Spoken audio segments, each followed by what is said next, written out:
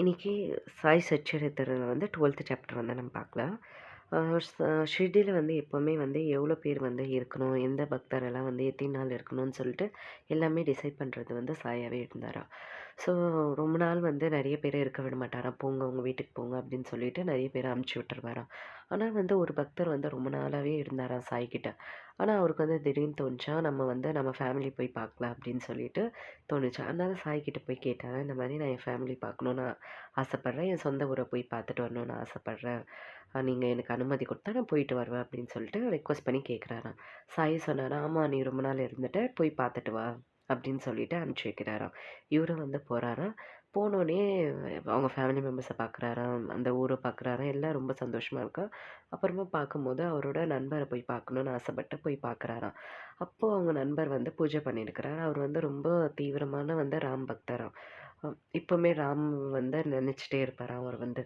சரி இப்படி இருக்கிறாரேன்னு சொல்லிட்டு இவர் வந்து போய் பேசின்னு இருந்தாராம், எப்படி நீ போதும் லைஃப் அப்படின்னு சொல்லிட்டு எல்லாம் பேசின்னு இருக்கும்போது அப்போ அவர் வந்து சொல்கிறாராம், நீ ஒரு நாள் வந்து ஷிரடி என் கூட வந்து வா. ஏன்னா வந்து நீ ஒரு வாட்டி சாயை வந்து பாரு, உனக்கு வந்து கண்டிப்பாக பிடிக்கும்.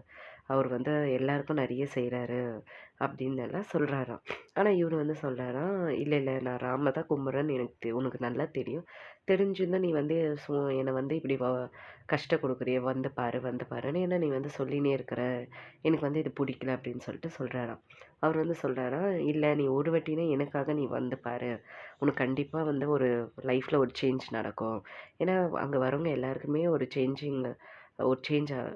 இருக்குது. ஸோ உனக்கும் கண்டிப்பாக இருக்கும், நீயும் வா அப்படின்னு சொல்லி சொல்கிறாரா.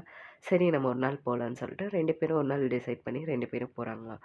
அங்கே போகும்போது அவர் சொல்லினே போகிறாராம், நான் ராம் பக்தர்ன்னு உனக்கு நல்லா தெரியும். அங்கே போனோன்னு நீ எந்த டென்ஷனும் நீ என்னை பண்ணக்கூடாது அப்படின்னு சொல்கிறாரு. இல்லை இல்லை நீ அவர் பார்த்தா போதும்னு சொல்லிட்டு 2 பேரும் போகிறாங்க. அங்கே போனோடனே ஷிர்டி போனோடனே அங்கே எல்லாருமே சாயை பார்க்கறதுக்காக நிறைய பேர் நின்று நிற்கிறாங்களா. இவங்களும் நின்றுட்டு இருக்கிறாங்களா. ஸோ ஒருத்தர் ஒருத்தராக அவர் பார்த்துட்டு அமுச்சு நிற்கிறாரா. அப்போது இவர் வந்து அவங்க நண்பர்கிட்ட சொல்லி நிற்கிறாரா, எல்லாருமே வந்து சாய்கிட்ட வந்து காலில் விழுந்து கும்பிடுவாங்க அப்படின்னு தான் பேச ஆரம்பிக்கிறாராம். அதுக்குள்ளேயே இவர் வந்து ராம் பக்தர் என்ன சொல்கிறாருன்னா, நீ என்னை வற்புறுத்தக்கூடாது, நான் வந்து காலில் தொட்டு கும்பிடணும் இது பண்ணணும்னு இல்லை, நீ வந்து சொல்லவே கூடாது. ஏன்னா எனக்கு அதெல்லாம் பிடிக்கவே பிடிக்காது. என் ராம தாண்டி நான் வேறு யார் கால்லையும் விழமாட்டேன் அப்படின்னு சொல்லி சொல்கிறாராம். அவர் வந்து சொல்கிறாராம், நீ நான் காலெல்லாம் விழ சொல்ல உன்ன, ஒரு வயசானவரை பார்த்தா நீ கையெடுத்து கும்பிடுவல, அந்த மாதிரி அவரை கும்பிட்டா நீ போதும் அப்படின்னு சொல்லி சொல்கிறாராம். அப்போ இவர் சொல்கிறாரா, அதெல்லாம் நான் செஞ்சுருவேன், அதெல்லாம் நான் செய்ய மாட்டேன்னு நான் சொல்ல, நான் அதெல்லாம் செய்வேன். பெரியவங்கள பார்த்தா மரியாதையாக பேசுறது, அம் கையெடுத்து கும்பிட்றது இதெல்லாம் நான் செய்வேன். ஆனால் காலில் மட்டும் விழமாட்டேன் என் ராம தாண்டி அப்படின்னு சொல்லினே இருக்கிறாராம். சரின்னு இவரும் சொல்லிட்டு, இப்போ இவங்க 2 பேரும் போய் பார்க்க வேண்டிய கட்டம் வந்துச்சாம். அப்போ போய் பார்த்தோன்னே, இவர் வந்து டக்குனு அந்த ராம் பக்தர் என்ன பண்ணாருன்னா, சாயை பார்த்தோன்னே சாய் கால தொட்டு கும்பிட ஆரம்பிச்சிட்டாராம். கீழே விழுந்து தொட்டு கும்பிட்றாரு. இது பார்த்தோன்னே அவங்க நண்பருக்கு ரொம்ப ஷாக் ஆயிடுச்சாம். இன்னும் கொஞ்ச நேரம் வரைக்கும் நான் ராம தாண்டி யாரையும் காலையும் விழ மாட்டேன்னு சொன்னவர், இப்போ சடனாக வந்து விழுந்துட்டாரு. என்ன நடந்திருக்கும் அப்படின்னு சொல்லிட்டு யோசிச்சுட்டே இருக்கிறாராம்.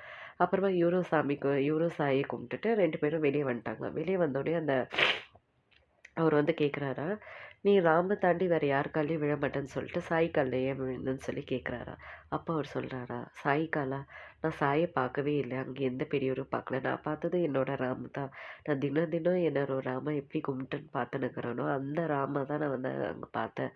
அந்த நிமிஷம் வந்து நான் ராம பார்த்ததுனால தான் காலில் விழுந்து தொட்டு கும்பிட்டேன், நான் எந்த பெரியவர் கால்லையும் நான் தொட்டு கும்பிடலன்னு சொல்லி சொன்னாராம்.